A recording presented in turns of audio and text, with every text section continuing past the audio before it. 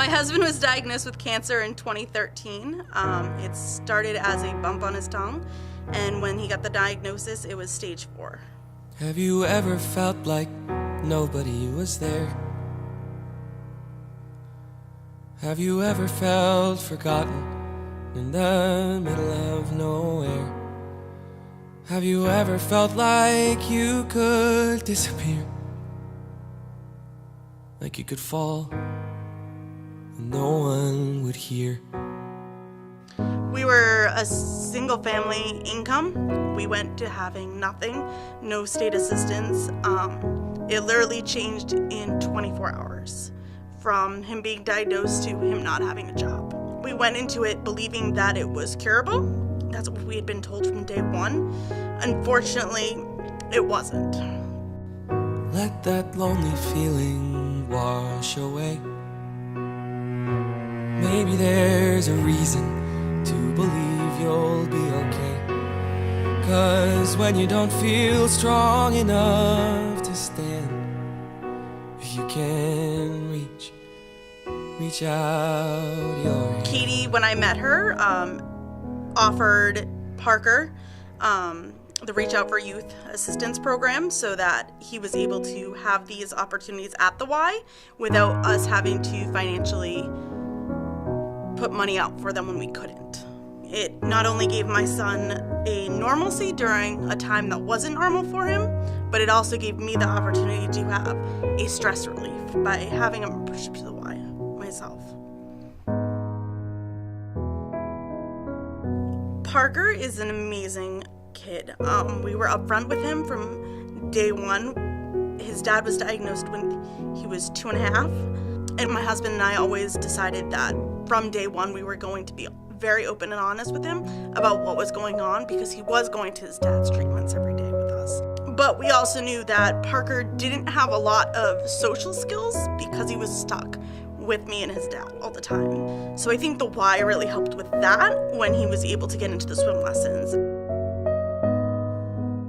It was kindergarten going into 1st grade. We experienced camp for the first time. He went for 2 weeks. I was still a stay-at-home mom, but just have that opportunity to give him a break from having to go to his dad's treatments those 2 weeks out of the summer really helped. Last summer, Parker actually attended summer camp for the whole summer.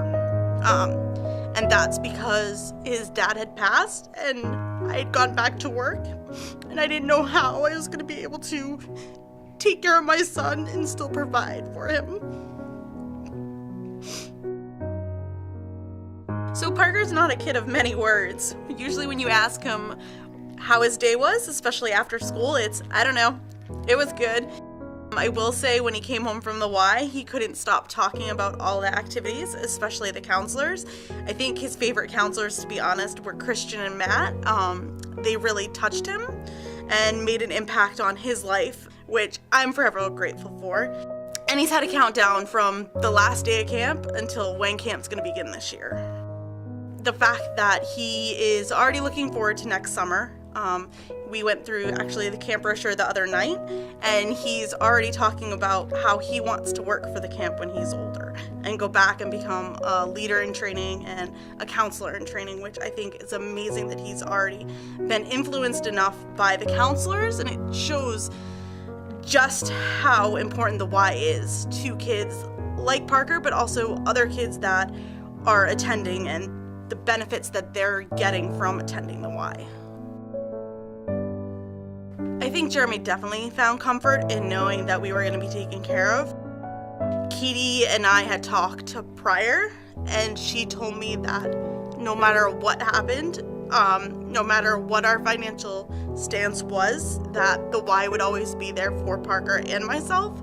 It was a safety net for me knowing, and a comfort level that I didn't have to worry about being a single parent for the first time, because other people were going to be there to help me mold my kid into an amazing little boy that I wouldn't have to worry about him not knowing what was going to come next. He had structure, and he knew that, okay, during the school year I go to school, and during the summer I go to the Y, and I don't have to question that. but they gave me a huge opportunity as well. I kind of lost myself when my husband went through his treatment, and they gave me the opportunity to get out of my comfort zone, start to work out again, and to find out what I was interested in, and to also be able to talk to other people. My life revolved around, for 4.5 years, hospitals and making sure that my husband was okay.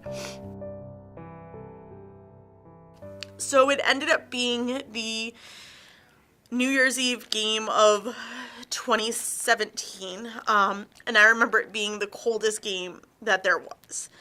We waited until the morning of to tell Parker that we had been given tickets. I explained that it came from the Y, and that Katie wanted him to experience it with his dad. It ended up being one of the last memories that Parker has of his dad.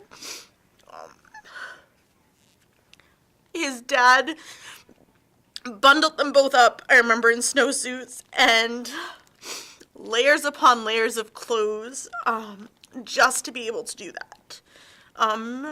Jeremy passed away a month and a half after that.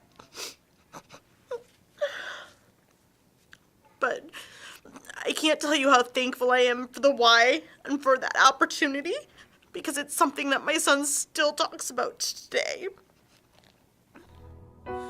Even when the dark comes crashing through, when you need a friend to carry you, and when you're broken on the ground, you will be found. So let the sun come streaming in, 'cause you'll reach up and you'll rise again. Lift your head and look